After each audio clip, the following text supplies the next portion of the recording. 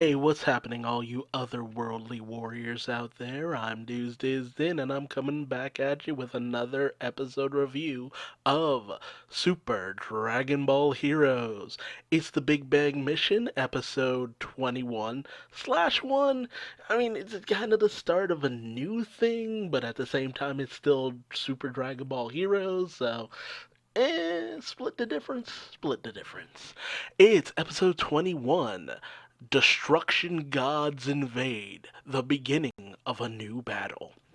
And this one actually sees actual involvement from the Zeno versions of Goku, Vegeta, Future Trunks, Pan, and oh god, can I just say, because Pan is here, and because of how GT was structured, it really messes with my brain because the technically GT versions of Pan, Goku, Trunks, Goten, Gohan are all in the Time Patrol. They're all in the Time Patrol. Okay, there's the Zeno versions now. And then you have Future Trunks, which is just like, okay, that was his rule prior to all this, so that's fine. But what happened to GT Trunks? Like Goten's in the Time Patrol, Gohan's in the Time Patrol, but is Trunks running Capsule Corp or something? Like everybody else is along for the ride.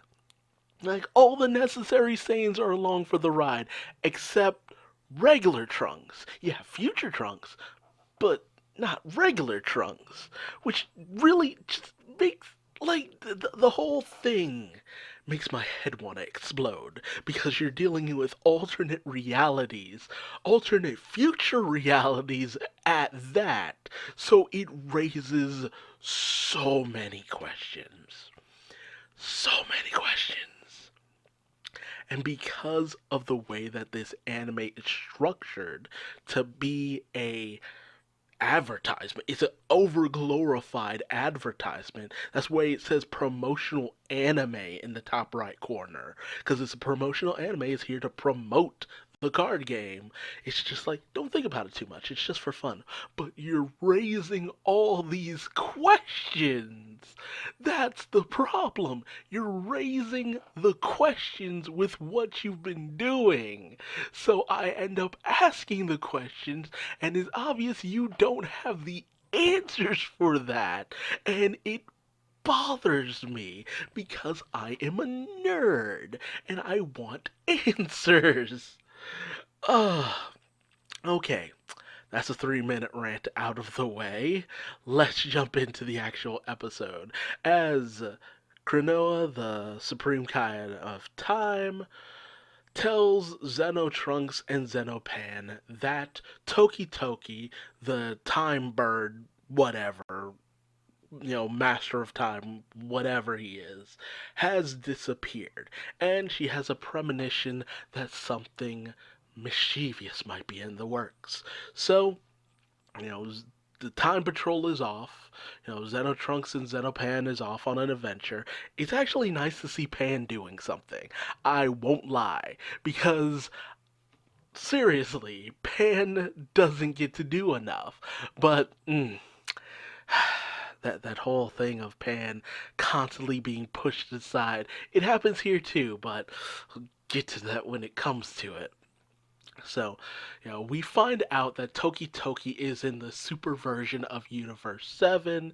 Apparently, everyone was just having a sparring session. Goku sparring with Vegeta, Gohan sparring against Piccolo, which is nice to see him keeping his training up. And oddly enough, Android 17 sparring with Krillin, which is just like they are really trying their damnness to actually have Android 17 involved in things.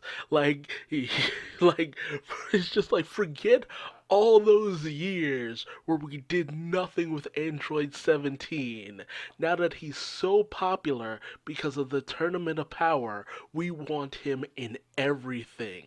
So you're not going to be able to spit without hitting Android 17. He's always going to be there. And the excuse? Oh, he came to have some, brother-in-law bonding time with Krillin. They're just sparring it up. And it's just like, really?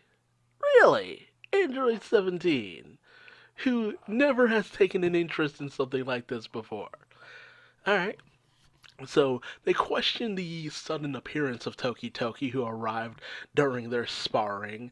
Android 17 can't tell what kind of bird it is, but they're suddenly interrupted by a blinding flash of light. It's Xenotrunks and Xenopan who have come to retrieve Toki Toki. Immediately, Vegeta catches on that this is not their version of Future Trunks, but an alternate dimension version of Future Trunks. And I'm just like, how do you know that? I understand that they've met this character before. I mean, at least they make the allusion to that. I don't quite remember that, but whatever. But, he picks on that immediately. I'm just like, dude, no. No. You should have just as many questions as Goku, because that would not click immediately. Erase too many questions. But suddenly, someone else appears. All 12 gods of destruction. Like, dude, just all 12 gods of destruction, all there, all showing up, all looking to erase Toki Toki. Like, dude, Toki Toki literally just got done saving the universe from Mechikabura's machinations and taking over the universe and all that. And his thanks is a Hakai. Lovely. But we see, of all things, Toki Toki can just use Gust on the Hakai. Toki Toki used Gust on the Hakai. It's super effective. The Hakai was blown away. Like, what? But at the same time, I will take a moment to say, Toki Toki has been shown to be a stupidly powerful being. Like, despite appearances, Toki Toki is powerful as fuck. So, I'll give this the benefit of the doubt because it's not the first time we've seen somebody just brush away a Hakai. Not with that ease, but it's doable. Well, actually, we have seen someone do it with that ease. Beers did it to, small Gimli's god of destruction, Cedra. There we go, Cedra. But Goku's just like, dude, the fuck? Why you rolling up on my pad trying to Hakai some shit? And Beers is just like, yeah. See, I have this thing called the Oracle Fish. It predicts shit, and it predicted that a weird bird was going to show up in Universe 7 and proceed to destroy all universes. And I'm just like, well, damn, that's a fairly specific prediction from the Oracle Fish. But, I mean, I guess that passes the mustard. It's just like, yeah, I would roll up with my whole entire crew if some being had that kind of power too. It's just like, yeah, nah, not today, fam. We went through that whole tournament of power. We ain't getting wiped out by some friggin' bird. But Zeno Trunks interjects and says, look, Toki Toki saved all dimensions. He's an important being. You can't just straight up Hakai this shit. And Trunks, where his version of the universe doesn't have a god of destruction, so he hasn't had to deal with Beerus and his bullshit. So he doesn't quite grasp how bullheaded the gods of destruction can be. As Kitella's just like, well, if you're gonna get in our way, we'll just destroy the Earth. And it's just like, dude. So Pan Zeno Pan just takes Toki Toki and pieces out. And I'm just like, bye, Pan. It was great to have you involved in this for all of what, 5 minutes? Thanks for not being involved in the fight or anything. But they peace out. The gods of destruction are just like, can't sense him in any universe. That's weird. Alternate dimensions and all that good stuff. Which, Time Patrol, you're stretching the definition of traveling through time because again raises a lot of questions, like, does this mean that Pan has gone to the future, but that version of the future doesn't exist because they didn't transform into Super Saiyan 4 and they didn't meet the gods of destruction and oh god, my head, I'm having an aneurysm. Oh god, it just raises so many questions. But all the gods of destruction just get out all their Hakai and they're just like, yeah, we're just gonna destroy the earth. Just tabula rasa, clean slate, just be done with it.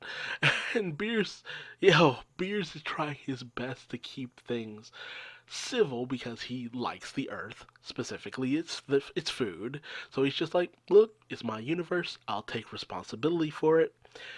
Gods of destruction are like, bet. And so everybody rolls up on Beerus because it's just like, yeah, it's gonna be all hands on deck for something like this. They're gonna lose, but it'll be entertaining. It's unfortunate it has to happen here.